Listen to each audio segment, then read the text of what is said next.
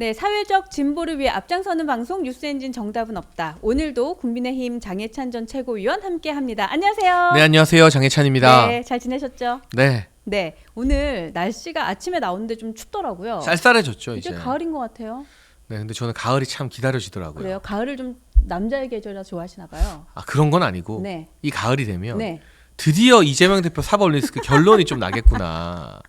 갑자기 가을 얘기하다가 또 이재명으로 바로 가는 거예요. 그러니까 뭐 네. 낙엽을 보거나 네. 단풍을 보고 설레는 게 아니라 날씨가 쌀쌀해지고 무더위 끝나는 걸 보면서 네.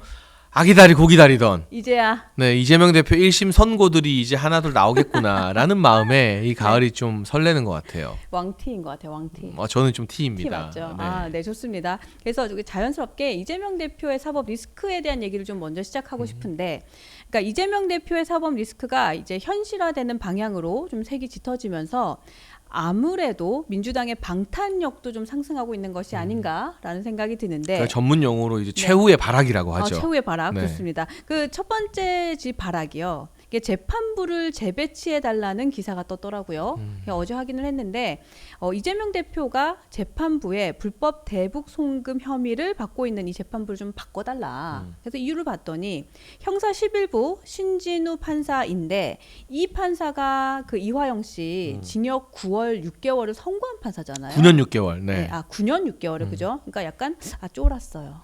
네, 좀 첨언을 해주시죠. 이게 두 가지 의미가 있는 것 같아요. 네. 일단 이재명 대표가 신진우 판사 얼굴만 봐도 속으로 벌벌 떨지 않을까. 무서울 거예요. 왜냐하면 네. 자기 밑에 데리고 있던 네. 측근인 이화영 전 부지사에게 네. 무려 9년 6개월의 중형을 선고했거든요. 그러니까 사실 굉장히 크죠. 너무 중범죄예요. 그러니까 사실 우리가 범죄에서 주범, 네. 뭐 종범 이런 이야기를 해요. 네. 그런데 경기도에서 이재명 대표의 어떤 정치적 입지를 위해서 네. 북한에게 줘서는 안 될 돈을 쌍방울의 김성태 회장으로부터 주게 만들었다면 이화영 전 부지사는 네. 주범이 아니라 종범입니다. 실무자였던 셈이죠. 네. 그러면 종범이 네. 실무자가 9년 6개월 징역이 나왔는데 네. 만약 이게 혐의가 인정되면 네. 이재명 대표는 주범이잖아요. 그렇죠. 이화영이 누구를 위해서 일했습니까? 이재명을 위해서 일했고 네. 김성태 전 쌍방울 회장이 네. 그 800만 달러라는 거금을 누구한테 잘 보이려고 북한에게 불법적으로 준 겁니까? 이재명 대표한테 잘 보이려고 준 그렇죠. 거잖아요. 네. 그러면 주범인 이재명 대표는 9년 6개월 이상이 나올 수도 있는 거예요. 그러니까요. 그러니까 굉장히 엄중한 선고가 수원지법 신진우 판사로부터 나왔기 때문에 네. 이재명 대표 입장에서는 이 신진우 판사에게 재판 받으면 네. 나 이거 징역 10년 이상 나오겠다. 그렇죠. 네. 그러니까 논리적으로 종범인 실무자가 9년 6개월이면 네. 주범인 이재명 대표는 10년 이상이 나오는 게 너무나 당연한 합리적이죠. 네, 상식적인 그냥 법을 잘 몰라도 할 수 네. 있는 추론이거든요. 네. 그리고 또 한 가지 네. 이것도 역시나 재판 지연 작전인 거죠. 아, 그런가요? 일단 이 재판부 재배당 신청을 한 것 자체가 네. 재배당을 받아줄지 말지 이 법원에서 고민하는 기간 동안은 재판 절차가 좀 미뤄지지 않습니까? 그러니까 이것만으로도 시간을 작게나마 좀 버는 거고 네. 네. 만에 하나 네. 저는 그럴 일이 없어야 하고 없다고 믿지만 네. 재배당이 되면 새 재판부가요 네. 사건 기록 처음부터 다 검토해야 그렇죠. 돼요. 맞아요. 네. 그러니까 신진우 부장판사 같은 경우는 이화영 전 부지사 재판을 하면서 네. 이 사건의 얼개를 어느 정도 다 알고 있습니다. 그러니까 이재명 대표의 대북 송금 재판도 속도가 날 수밖에 없는데 네. 이화영 재판을 안 한 새 재판부가 이걸 맡으면 네. 이화영 재판 기록과 판결문부터 다 봐야 돼요. 그러네요. 그러니까 시간이 훨씬 더 오래 걸리겠죠. 그러네요. 그러니까 이재명 대표는 어떻게든 네. 주요 사건, 중형이 예상되는 사건의 재판을 질질 끌어서 다음 대선 이후로만 넘기면 네. 내가 대선에서 이겨서 나한테 아무 죄도 못 묻게 할 수 있다라는 그런 망상을 꿈꾸고 있기 때문에 신진우 부장판사가 무서운 것도 있고 재판을 좀 질질 끌고 싶은 것도 네. 있고 네. 그런 두 가지 의미로 재배당 요청이 있었다고 보는데요. 네. 지금 조희대 대법원장이 취임하고 일선 법원에 가장 중요하게 내린 지시가 네. 사법 지연하면 안 된다. 나이스 샷. 네. 재판 지연하면 안 된다. 좋아요. 네. 이거 완전 사장님 나이스 샷이 아니라 네. 대법원장님 나이스 샷. 샷인데요. 네. 속 시원해요. 네. 이 지시가 정말 제대로 받아들여지고 네. 이게 말뿐인 지시가 아니라면 밀려 있는 선거법 재판뿐만이 아니라 이재명 대표의 불법 대북 송금 혐의 재판도 네. 재판부를 바꿔줄 이유 없이 네. 빠르게 신진우 판사가 책임지고 1심 결과를 내는 쪽으로 가는 네. 게 마땅하다고 생각합니다. 근데 이제 여기에 또 이어서 이제 뭐 아까 최후의 발악이라 얘기를 하셨는데 두 번째 발악이 여기 이제 약간 세트예요. 세트. 그러니까 어제 똑같은 기사가 이제 비슷한 그 결을 갖고 있는 기사가 났는데 이건태 의원이 형사소송법 개정안을 대표 발의했습니다. 근데 역시나 이게 이 사건을 떠올릴 수밖에 없어요. 그러니까 공범에 대해서 유죄를 선고한 재판에 관여한 법관은 의무적으로 배제해라. 그러니까 이런 거를 냈더라고요. 그래서 역시나 이것도 방탄이죠. 근데 이렇게 돼버리면요. 네. 뭐 이 법안이 만에 하나 통과가 되면 네. 우리나라의 재판이 엄청나게 더 늦어질 겁니다. 그럴 수 있겠죠. 네. 왜냐하면 네. 이재명 대표 사건이 아니라도 네. 뭐 도둑들이 공모해서 네. 도둑질을 하거나 강도를 했을 때 A라는 사람한테 유죄 준 판사가 B 재판을 못 하게 되면 네. 매번 새 재판부가 사건을 다 처음부터 각각 들여봐야 되니까 네, 그렇죠. 네, 재판에 소요되는 시간이 훨씬 더 길어질 거예요. 그러니까 이재명 한 사람 방탄하려고 네. 대한민국의 정의가 실현되는 걸 엄청나게 늦추는 네. 저는 이거는 뭐 그럴듯한 말로 방탄 법안이 아니라 네. 완전히 딸랑딸랑 법안. 이재명 대표와 개딸들에게 네. 딸랑거리는 이 딸랑딸랑 법안이라고 표현을 할 수밖에 딸랑이 없는데 법안. 네. 이런 법안이 통과됐을 때 우리 사회가 어떻게 변할지 국회의원은 고민을 해야 되잖아요. 그렇죠. 근데 제가 말씀드린 네. 것처럼 강도나 도둑질 공모했을 때 네. 뭐 주범이 먼저 처벌받았는데 공범들 다 새로 다른 사람이 재판해야 되면 얼마나 정의가 많이 지연되겠습니까? 그러겠네요. 그러니까 네. 이거를 네. 이재명 대표 한 명 구하겠다고 네. 대한민국의 사법 체계와 정의를 네. 이렇게 마구잡이로 뒤흔들어도 되는 건가? 네. 이러라고 이런 딸랑딸랑 법안 하라고. 하라고 국민 세금 줘서 국회의원들 그러니까. 먹여 살리는 게 네. 아닌데 그러니까 이게 제가 맞아요. 소개 좀만 더 해드리면요. 네. 이 법안뿐만이 아니라 네. 무슨 검사를 뭐 벌 주겠다. 어. 검사가 기소했는데 유죄가 안 되면은 뭐 불이익을 주겠다는 네. 법안부터 네. 재판부가 옛날부터 하고 싶었던 이 판사들이 원하는 법안을 이제 또 당근처럼 네. 준다는 것도 있고 네. 그야말로 각종 법안들이 네. 법원과 검찰을 겨냥해서 제발 이재명 대표 살려달라고 네.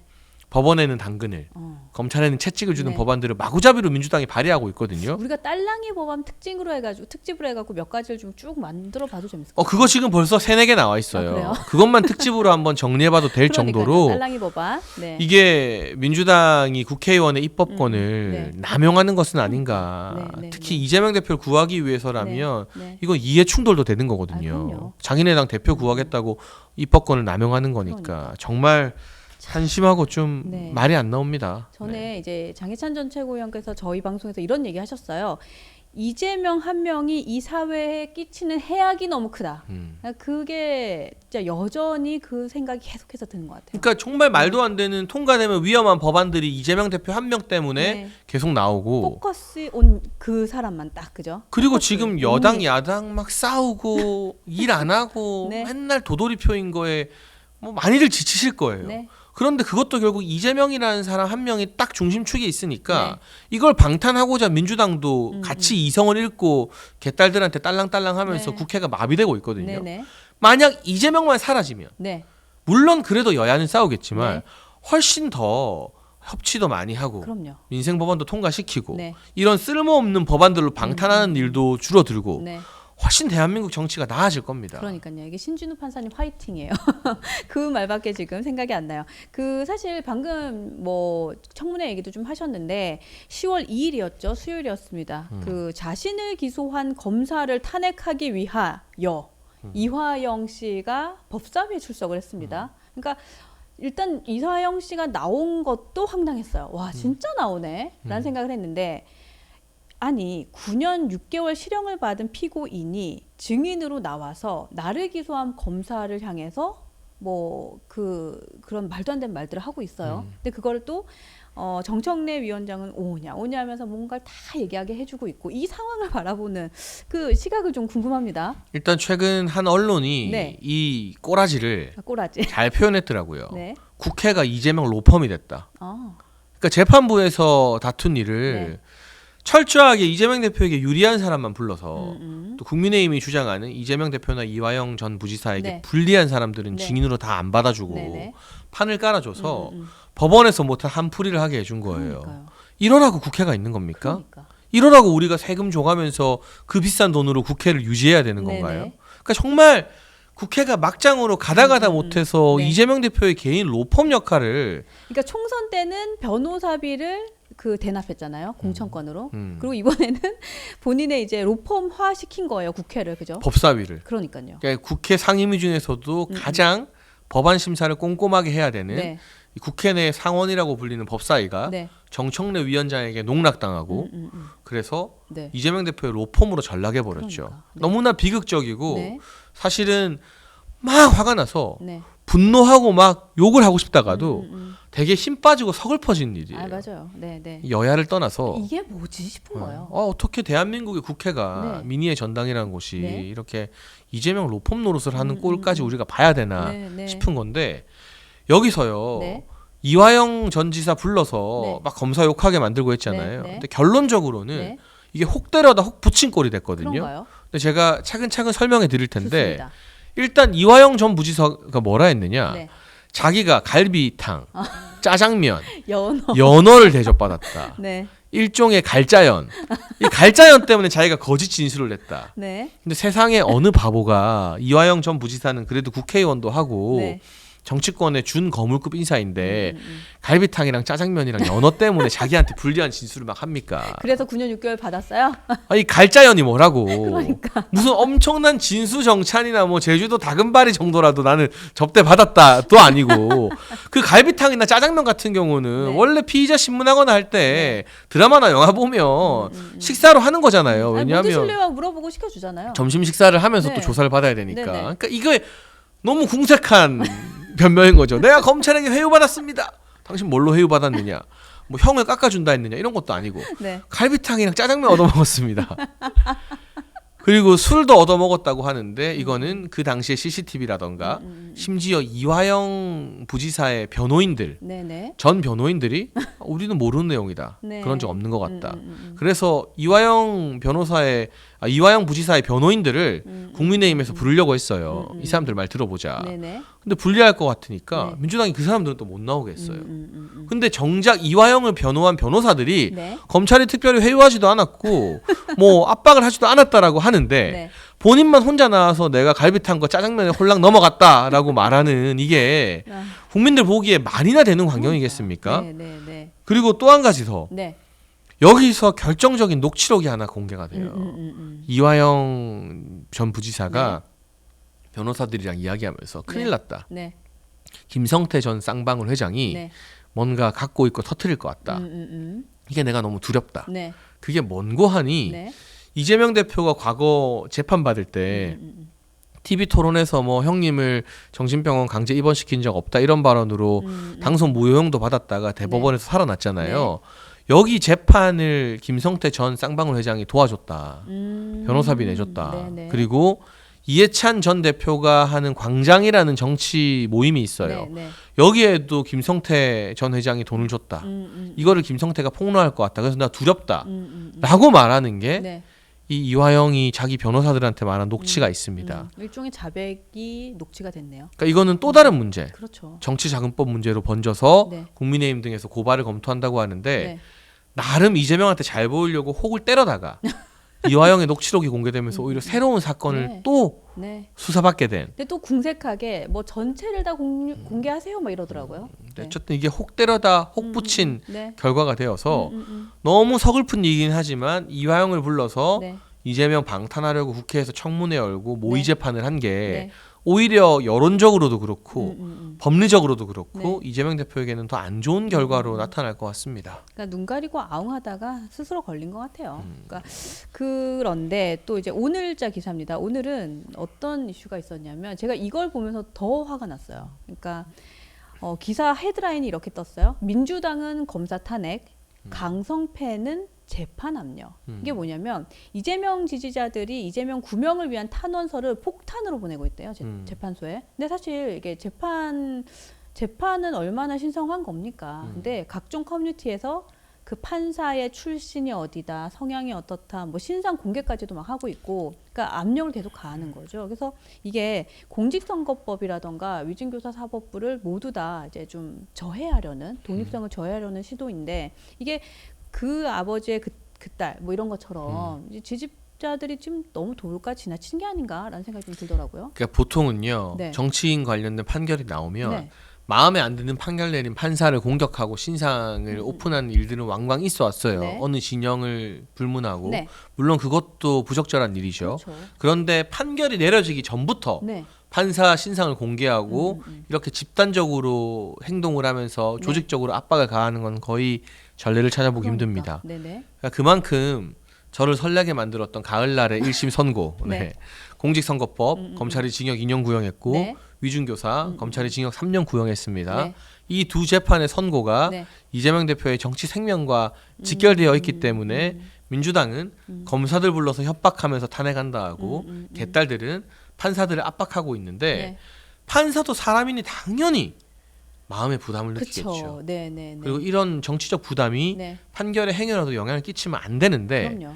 판사들 마음이 약해질까봐 제가 사실 걱정될 정도로 개딸들의 어떤 집단 행동이 도를 넘어서고 네. 있는 것이고요. 네. 근데 상식적으로 보면 네. 검찰이 구형한 사건에 대해서도 당연히 무죄나 뭐 이런 경우도 나옵니다만 네. 지금 공직선거법 위반 같은 경우도 너무나 증거가 명확하고 빼박이에요. 네, 고 김문기 처장과 골프했다는 사진 이런 거 다 나왔잖아요. 그리고 성남시청 공무원들이 나와서 우리는 국토부 협박받은 적 없다. 그리고 상부에서 국토부 협박받았다는 말도 못 들어봤다. 네, 네. 이런 진술을 다 했고 네. 위중교사 같은 경우는 성남시장의 비서실장이었던 네. 김진성 비서관이 아예 녹취록도 공개하고 그러니까요. 본인이 자백을 다 했어요. 그러니까 위증을 교사받은 사람이 나 그래서 위증했다라고 네. 자백을 한 사안 아니라 이거는 사법부가 아무리 봐주려고 해도 당선 무효형에 준하는 네. 실형이나 또는 공직선거법에서의 100만 원 이상 벌금형이 선고될 수밖에 없는 상황이라 그러니까요. 네. 정말 이런 최후의 발악이 네. 통하지 않는다. 이럴 시간에 네. 부모님께 네. 편지라도 한 통 쓰고 카톡이라도 한 통 보내고 네. 하는 것이 네. 자기 집에 좀 효도 잘하는 딸들이 되자. 왜 이걸 이재명 대표를 위해서 개딸이라고 해서 판사한테 편지 쓰고 탄원서 쓰고 네. 이게요. 보통 탄원서라는 제도가 왜 있냐. 뭐 특정인이 뭐 혐의가 있을 때 이 사람이 주변에 봉사도 많이 하고 착하면 그 주변인들이 이 그쵸. 사람 실수했지만 정말 좋은 사람입니다. 그럼요. 그리고 피해자와 원만하게 합의가 됐을 때 피해자 측에서 이 사람 잘못했지만 나랑 합의했고 하니까 뭐 처벌을 좀 약하게 해줬으면 좋겠습니다. 그러니까. 처벌 불원서 이런 것들을 쓰는 기능인 건데 네. 팬클럽이 집단적으로 몇백 개, 몇천 개 뭐 이재명 대표 처벌하지 말아달라고 하는 거는 탄원서 제도를 완전히 그러니까. 악용하는 취지에서 빗나가는 사례죠. 맞아요. 그 시간에 진짜 부모님께 카톡 한 통 더 보내라고. 이 개딸들이 네. 자기 부모님한테도 지금 개딸이에요. 지금 뭐 부모님한테 좀 예쁘게 편지도 쓰고 해야 되는데. 그러니까 이 네. 지금 우리가 이야기한 사법 리스크의 1, 2, 3, 4단계가 근데 하나하나 보면 굉장히 세상을 시끄럽게 만들지만 네. 이게 과연 이재명 대표 재판에 네. 사법 리스크에 실질적 도움이 될까 하는 질문을 냉정하게 던져봤을 때 음. 오히려 이런 행동들이 긁어 부스럼이 되거나 그럴 수 있죠. 아까 이화영이 나왔던 청문회가 네. 혹 때려도 혹 붙인 청문회가 되거나 징역이니까. 네. 이재명 대표의 사법적 책임을 더 무겁게 만드는데 일조하는 것은 아닌가 그런 고민을 사실은 이재명 대표도 해야 되는데 본인이 지금 무섭잖아요. 그러니까 그만큼 불안한 거예요. 불안하고 잡혀갈지 모른다. 네, 네. 구속영장 심사도 받았었으니까 그러니까. 그 대기하는 구치소에서 또 얼마나 무서웠겠습니까? 네, 네, 네. 겨우겨우 말도 안 되는 판결로 기사회생했지만 그러니 이런 개딸들의 아빠 네. 자기한테 충성하는 친명계 의원들의 뭐 이 청문회 네. 이런 것들을 자제시켜야 되는데 그럴 마음의 여유나 냉정한 판단력이 지금의 이재명 대표에게는 없는 것 같습니다. 맞아요. 냉정함을 잃은 건 사실인 것 같아요. 그러니까 오늘 조금 전이었는데요. 지금 김건희 여사 특검법 재표결이 부결이 됐다고 하더라고요. 네. 그래서 이 얘기를 조금 더 이어가고 싶은데 찬성이 194표, 또 반대가 104표 이렇게 나왔다고 하더라고요. 근데 민주당에서도 이 특검법 가결은 어려울 것이다라는 예상을 한 것 같아요. 그래서 다음 주부터 시작하는 국정감사에서 이제 김 여사 관련 의혹을 규명한 뒤에 그 다음에 특검법을 또 재발의하겠다라는 얘기를 또 하고 있는데 거기에 또 재밌는 게 김건희 심판본부를 구성하겠다 뭐 이런 기사가 나오더라고요. 근데 그러면서 저는 이 단어에 주목을 했습니다. 국정농단을 규명하겠다.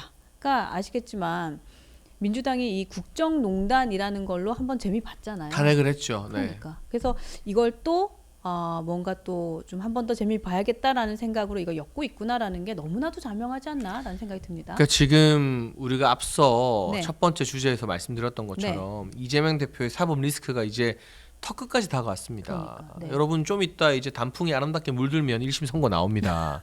그러니 네. 이재명 대표와 민주당 입장에서는 어떻게든 탄핵을 한 번 더 시켜서 네. 윤석열 대통령 임기를 단축시키는 것만이 이재명 대표를 살리는 유일한 길이라고 지금 생각하는 것 같아요. 그러니까요. 네. 그러니까 더 난리를 치는데 최혜병 특검이나 김건희 여사 특검이나 이런 것들이 네. 이유는 다 다르고 하지만 네. 결국 본질은 윤석열 대통령을 탄핵시켜서 이재명 대표를 사법 리스크에서 구해서 네. 대법원에서 유죄 확정되기 전에 대선 치르겠다는 게 너무나 노골적인 의도이거든요. 그러니까요. 네. 그러니까 그런 의도를 명확히 알고 네. 민주당의 어떤 보수를 분열시키려는 이 특검 시도에 우리가 흔들리지 않아야 돼요. 근데 일단 오늘 국회 표결 결과를 보면 네. 국민의힘의 표결 결과는 당초 예상을 크게 벗어나지 않았습니다. 네. 네. 의석수가 108석인데요. 네. 찬성이나 네. 기권 무효 등의 소위 말하는 반란표, 이탈표가 4표가 나왔어요. 네. 네. 이건 지난번 표결과 크게 달라지지 않은 상황이죠. 네. 이게 이제 8개 이상이 되면 특검이 통과되는 건데 네. 다행히 그러지 않은 상황이었고요. 네. 이게 건별로 네. 이 특검은 이렇고 저 특검은 저렇고가 중요한 게 아니라 모든 특검 자체가 보수의 분열을 야기시키고 대통령을 탄핵시키기 위한 민주당의 음모라는 것에 대해서 네. 적어도 보수 진영에서는 공감대가 서 있기 때문에 이 문제만큼은 사실 뭐 최근에 당정 갈등도 있고 네. 시끄러운 이슈가 있더라도 네. 하나로 똘똘 뭉치는 모습을 계속 보여줘야 한다고 생각을 하고요. 네. 민주당 같은 경우는 국감 때도 내내 아마 김건희 여사 이야기야 특검 이야기를 하고 다시 또 이 특검을 국감 이후에 재발의한다고 하는데 네.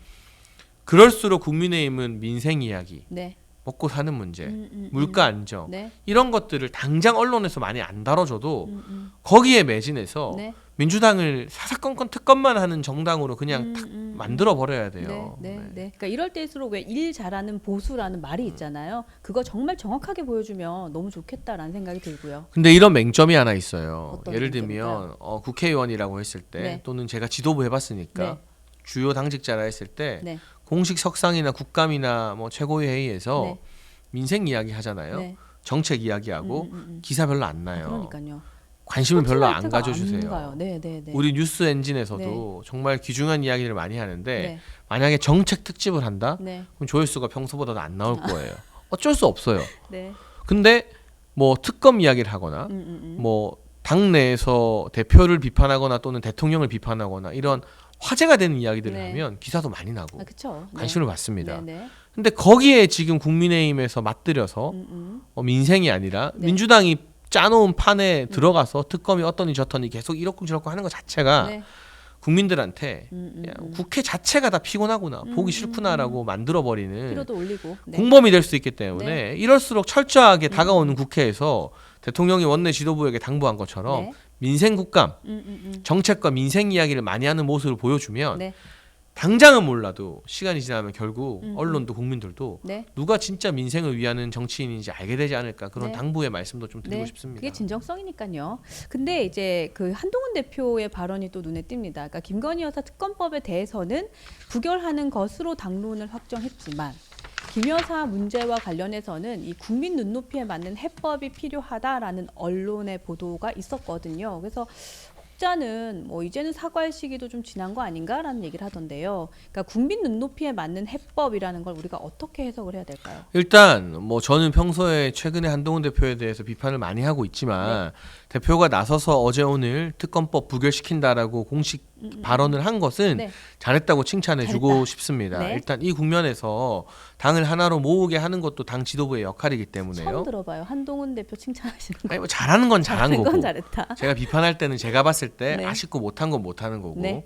그런데 이제 이 국민 눈높이에 맞는 해법 여길 제가 뭐 이건 이거다 저건 저거다라고 네. 단정할 수 없지만 네. 대통령실에서도 네. 김건희 여사 문제에 대한 국민 여론을 조금 완화시키기 위한 네. 노력을 해야죠. 당연히 네. 치열한 고민을 해야 되고 그 첫 번째 조치가 좀 빠른 제2부속실 설치가 돼야 될 것 같아요. 이거는 여야에서 다 주문을 해왔던 것이고 네. 제가 알기로 대통령실 내부의 실무적 준비는 거의 끝났다고 아, 들었거든요. 그래요? 그러면 이 특검법도 이제 부결이 됐고 네. 1차로 최재형 씨와 관련된 사건도 이제 불기소 처분이 끝났기 때문에 네. 무혐의로 네. 제2부속실을 공식화해서 네. 김건희 여사의 행보나 메시지 등을 우리가 또 국민 눈높이에 맞게 잘 보좌하겠다. 네. 우리가 또 여당 내부나 네. 야당의 지적, 언론의 지적을 잘 받아들이겠다라는 낮은 자세를 대통령실도 보여줄 필요가 있고요. 네. 그 외에 뭐 추가적인 조치들도 있을 수 있겠지만 네. 김건희 여사도 더 낮은 자세로 계속 봉사활동하는 모습 많이 보여주면 좋겠고 그런 양쪽의 노력이 있어야 되는 거죠. 당연하게도. 네. 근데 사실 이번 주 기사, 그러니까 정치 기사의 전반적인 그 사안을 좀 덮은 이름이 김대남이거든요. 근데 이 김대남 씨 녹취록 사건인데 여기에서도 김건희 여사 이름이 사실 등장을 했어요. 그러니까 뭐 하나의 워딩이 한동훈을 치면 김 여사가 좋아할 거다. 뭐 이런 얘기를 하더라고요. 그래서 어쨌든 김대남 녹취록의 파문 이 이야기를 좀 이어가려고 하는데 일단 저는 가장 의구심이 들었던 건 그 녹취록을 쭉 들어봤을 때 이분이 대통령실에서 일했던 사람 맞아? 라는 생각이 들 정도로 대통령 부부에 대한 그러니까 뭐 존경심은 전혀 없어 보이더라고요. 그러니까 사람 네. 잘못 뽑은 거죠. 그러니까. 쉽게 말하면 네. 저는 그 그래서- 부분에 대해서 인사가 더 철저해야 된다고 생각을 합니다. 네네. 근데 잘 지적해 주신 것처럼 이 녹취록에서 김대남이 네. 한동훈 대표 비판하거나 네. 서울의 소리 기자한테 한동훈 대표 공격해달라 한 건 네. 일부예요. 네, 네. 훨씬 더 많은 양이 윤석열 대통령과 김건희 여사에 대한 모욕, 비판 네, 네. 이런 걸로 점철돼 있어요. 네, 네. 그러니까 김대남이라는 사람은 네. 자기 이익을 위해서라면 대통령도 공격하고 한동훈 대표도 공격하고 네. 가리지 않고 난사를 했던 사람이지 네, 네. 이 사람이 지금 일각에서 의혹을 제기하는 것처럼 대통령실 고위 관계자나 네. 또는 김건희 여사와 뭐 관계가 있어서 한동훈 대표를 공격한 사람이면 그 수많은 대통령과 김건희 여사에 대한 요구를 어떻게 했겠습니까? 그러니까 본인이 공천 떨어진 거, 네. 경선 기회를 보장받지 못한 걸 가지고 대통령 욕하고 영부인 욕하고 또 친윤이라는 이철규 의원 욕하고 했던 사람이잖아요. 네. 그러니까 이 김대남의 발언이 부적절하고 네. 잘못했고 저는 명확한 책임을 져야 된다고 생각합니다. 네. 다만 이걸 가지고 마치 배우의 대통령실이나 대통령 부부가 있는 것처럼 말하는 것은 네. 옳지 않다. 이걸 정치적으로 또 이용하는 것은 너무나 부적절한 처신이다. 네. 보수 진영 전체 해가 되는 일이다. 네. 라고 좀 선을 긋고 싶습니다. 근데 사실은 대통령 그 실에서도 친분 없다라고 선을 딱 그어 주셨는데 근데 이제 그 국민들 혹은 또 혹자는 이런 얘기를 하는 거죠. 그러니까 좋은 자리로 간 건 맞고 또 본인이 녹취록에서는 내가 좋은 자리 찍어서 갔다 이렇게 얘기를 했거든요. 근데 사실 3급 행정관이 그것도 공천까지 떨어졌던 사람이 진짜 뒷배 없이 저렇게 좋은 자리, 연봉 3억짜리 갔을까? 이게 사실 의구심이 드는 거예요. 일단 그 자리에 간 것 자체가 결과적으로 인사 실패인 건 맞습니다. 거기도 다만 인사 실패, 행정관도 인사 실패. 이 네. 저는 뭐 비교적 여권 내부 소식을 잘 아는 편이잖아요. 네. 제가 김대남 씨도 알아요. 예전에는 얼굴 보고 인사 정도는 하는 사이였고 네, 네, 그런데 이분의 어떤 정치적 위상이나 네. 대통령실 내부의 공적 지위가 그렇게 높지 않았어요. 아 그래요. 거물급이 아니잖아요. 네네. 이 사건으로 알려지기 사실은 전까지는. 잘 모르는 사람들이 더 많죠. 그리고 그렇기 때문에 네. 더더욱 어떤 고위급과 소통해서 뭐 이런 일을 조직적으로 했다 할 가능성이 없어요. 저도 여러 번 말씀드렸지만 윤석열 대통령 그리고 김건희 여사와 개인적으로 연락할 수 있는 위치에 관계의 사람이 전혀 아니에요. 그런데 네. 경선 캠프 초창기에 네. 지금 한동훈 대표의 최측근이라고 하는 신지호 전략부총장의 추천으로 네. 합류를 했어요. 아. 조직을 관리하는 담당으로. 네. 근데 보통 캠프 초창기 인사들은 네. 대통령실로 많이 발령이 나거든요. 그 연으로 대통령실 갔다가 본인 욕심으로 막 뭐 이 사람이 예전에 구청장 선거도 나갔다가 안 네, 되고 이번에 네. 국회의원 선거도 나간 건데 네. 진짜 배우가 있고 밀어주는 끈이 있으면 공천은 못 받더라도 네. 경선은 할 수 있게 해줬겠죠. 용인갑이 안 되면 다른 지역이라도 경선 기회는 줬겠죠. 근데 그런 경선 기회조차 부여받지 못했다. 그래서 본인이 화가 나서 막 대통령 욕하고 영부인 욕하고 했던 게 이 사람 배우에 그 대통령 주변 측근들이 없다는 확실한 증거인 거고 그러네요. 네네. 이 상임감사 자리는 어떻게 갔느냐. 네.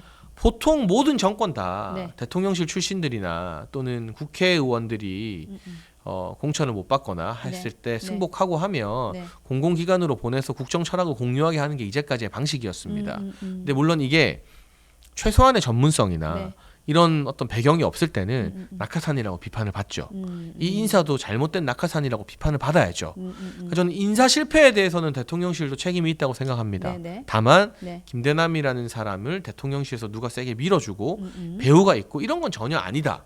전혀 아닌 정황들이 네. 이 사람의 녹취록에도 대통령욕을 그렇게 하는데 제가 대통령을 존경하는 사람으로서 열받을 정도로 네. 대통령을 그렇게 하는데 이 사람이 무슨 측근이고 뭐 핵심 배우가 있겠습니까? 그건 별개의 문제다라는 말씀을 드리고 네. 싶은 겁니다. 좋습니다. 근데 사실 저는 또 이해가 안 되는 지점은 이 김대남 전 행정관이 서울에서 우리 이명수 씨하고 11개월 동안 그것도 대통령실에서 재직하는 당시에도 계속 소통을 한 거잖아요. 근데 이명수가 누구예요? 그러니까 오늘 제가 기사를 쭉 보니까 이런 게 있어요. 대통령실 이명수에게 4번이나 당해 이런 기사가 떠요. 그러니까 이 자체도 너무 이해가 안 되고요. 그리고 또 김건희 여사 텔레그램이 유출되거나 뭐 이런 이슈들도 계속 나오잖아요. 근데 사실 대통령실이라고 하면 또 공직자라고 하면 거기서의 메시지 관리나 보안은 정말 중요한 건데 맞아요. 이게 지금 보안 시스템 자체가 아예 없는 거 아닌가? 그 나름 대통령실 내부의 뭐 공직기강 네. 비서관실이나 네. 또는 비서실장실 또 과거 경호처 등에서도 네. 보안 유지를 위해서 굉장히 신경을 많이 쏟고 있는데 네. 이렇게 작정하고 말도 안 되는 일탈을 해버리면 막을 방법이 마땅치는 않은 것 같아요. 그래서 인사 검증을 철저히 해야 되고 네. 정치권에서 검증이 된 사람들을 주로 써야 되는데 네. 아무래도 이 사람이 대선 캠프 경선 초기에 합류했다 보니까 그런 검증 과정에서 한계가 있었던 것 같고 저도 이런 분일 줄 몰랐습니다. 녹취록이 공개되고 와 내가 지나가면서 인사했던 사람이 저랬다니 하면서 소름이 돋더라고요.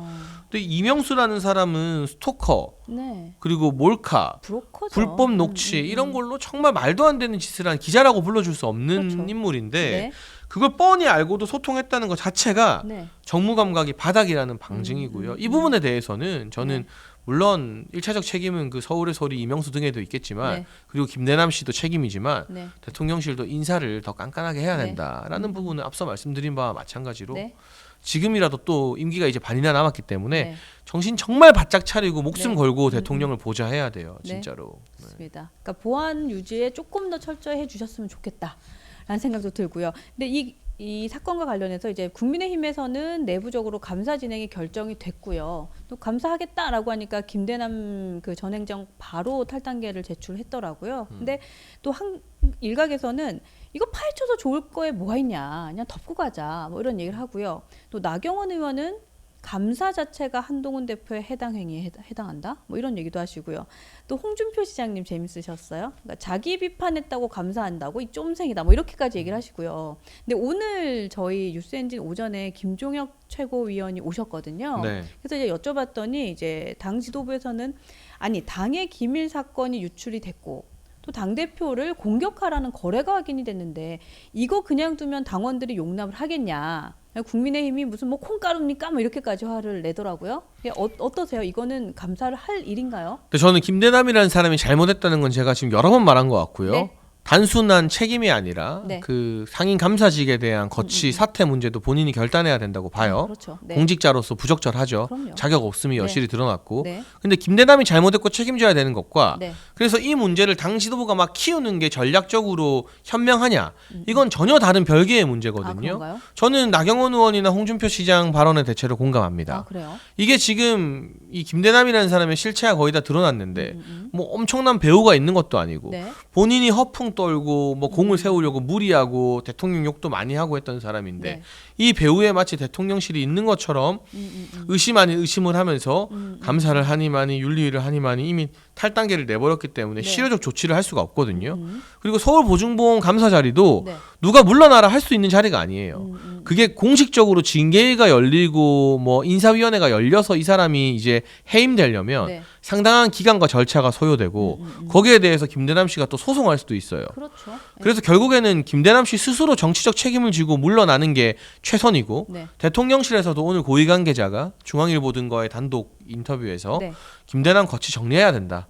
사퇴해야 된다라고 네. 강한 메시지를 냈거든요. 네. 이 정도 상황에서 네. 기분 나쁘고 이 사람 너무 잘못했고 다시는 정치권에 발을 못 붙이겠지만 네. 선을 긋고 우리는 민생 이슈, 국감 이슈로 넘어가야지 이걸 마치 건수 잡았다는 식으로 계속 물고 늘어졌을 때 남는 게 뭐가 있고 나올 게 뭐가 있습니까? 그거는 옳고 그름을 떠나서 현명하지 않은 전략적이지 않은 방안인 것 같아요. 그러니까 그건. 전략적으로는 좀 뭐 기분이 나쁘더라도 혹은 좀 뭐 좀 자존심이 상하더라도 이건 덮고 관리되라. 덮으라는 게 아니라 김대남 잘못했어. 그리고 김대남 너 책임지고 물러나.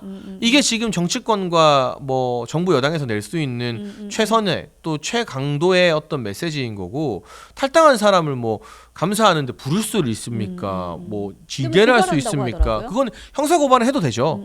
저는 형사 고발은 해도 되는데 네. 당 지도부가 이 문제를 계속 거론하면서 키우는 것. 그러니까 메인 뉴스에 김대남이라는 사람이 거론되게 만들면서 이로 인해서 당정 갈등 이슈를 계속 생산하는 거. 네. 이거는 전략적으로 현명한 태도는 아니라고 생각합니다.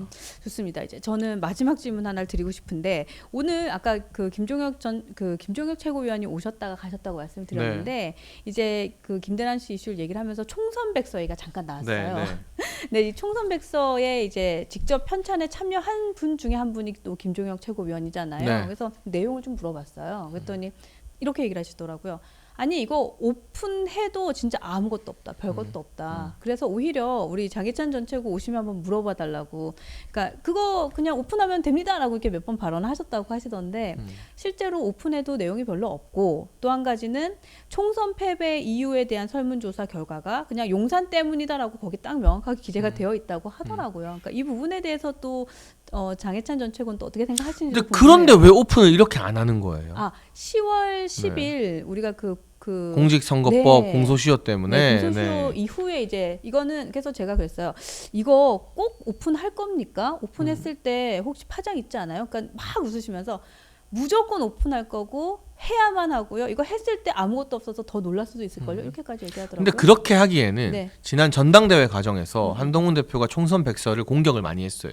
이건 자신을 공격하기 위해 만들어진 것이다라는 식으로. 그러니까 너무 아무것도 없다면 그렇게 방어할 필요가 네, 없다. 그렇게 민감하게 나올 필요가 없었고 네.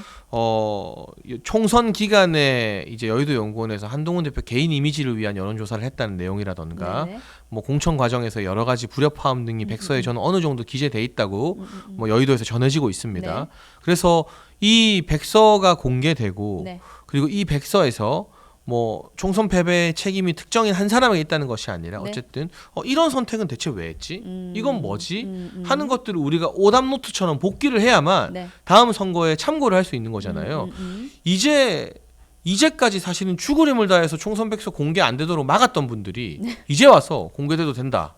별거 없다라고 말하는 건 저는 설득력이 별로 없다고 생각합니다. 그럼 10월 10일 이후에 또 총선 백서가 공개가 되면 그때도 또 우리가 이 얘기를 한 번 더 해보면 그래야죠. 좋습니다.